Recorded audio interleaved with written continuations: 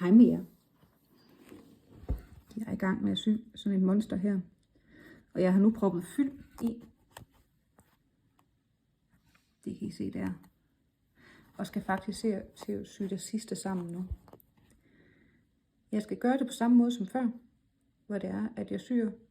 Hvor det er, at jeg tager min nål op her. Hopper 2 prikker over. 1 tilbage. 2 prikker over. 1 tilbage. Det er bare lidt sværere nu, hvor man har noget fyld i. Så derfor så er det en god idé lige at sætte sådan en nål her. Måske har man brug for 2. Når man starter sit arbejde med en tråd her, så skal man lige hæfte den fast. Og det har jeg gjort heromme på bagsiden.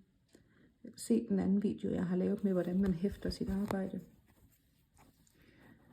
Så jeg sætter lige nålen op her i den første prik. Der. Og så sætter jeg nålen 2 prikker frem. Og 1 tilbage.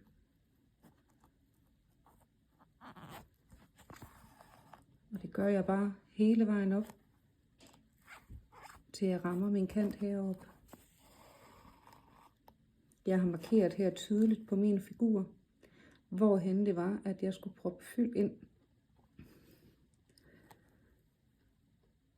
Så jeg ikke kom til at lukke hullet, så det blev for lille. Jeg kom til at stoppe heroppe med at sy. Så var der ikke særlig meget plads til at få fyld ind. Jeg har valgt at lukke den her figur af, hvor jeg ikke har vendt arbejdet. Man kan selvfølgelig også vælge at vende sit arbejde. Fjerne den her tråd her. Så man har sin figur her. Jeg tror faktisk, det var meningen, den skulle vende sådan der. Og den er blevet syet sammen her. Hvor jeg også har brugt samme type sten.